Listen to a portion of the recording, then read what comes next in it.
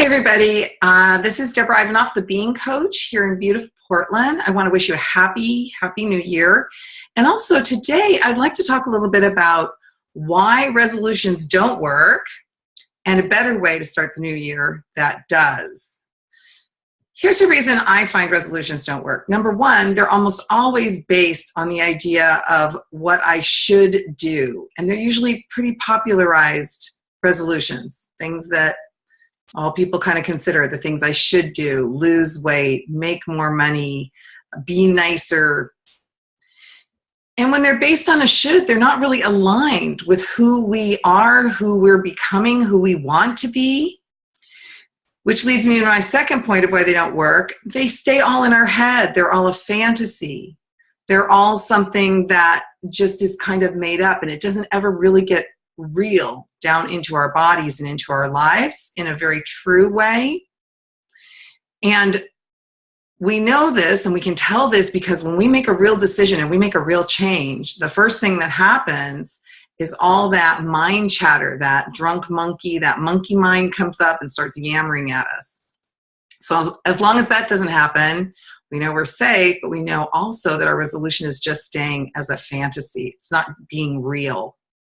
And finally, the third reason I find resolutions fail is because we have a very strong worldview patterning and a very strong historical patterning in our own lives of resolutions not working. So every single year when we pile on a resolution not working, it makes it that much harder to swim against that current of not working. I want to suggest a better way. So here are a few ideas, or here are my ideas, and take them and run with them. Change them in a way that really works for your life, or take them the way I present them here today for you. I think rather than finding a resolution, a nice thing to do here at the first of the year is to spend just a moment in quiet reflection and come up with an attribute, a characteristic, a personal being choice or change that you would like to make inside of yourself that will affect your whole life this coming year. Something like clarity or focus, perseverance, curiosity, possibility, being inspired. When you choose one of those and you really connect with it, don't do it because I say or someone else says, but do it because it connects for you, half of the journey is already made because you're aligning with what you really want. You're listening to your head and your heart and your body. Chances are your body will come along if it's aligned. Secondly, what really helps is if you identify a milestone, something that will help you know that you have achieved what you want. How will you know? That takes me to the third one. How will you know that you're being patient with other people and with yourself? What will prove that to you? What will let you know that you've earned it, that you've really succeeded, that you've achieved it? And then the fourth one on my list is to celebrate. And why do we celebrate? Because it attracts more of that we want.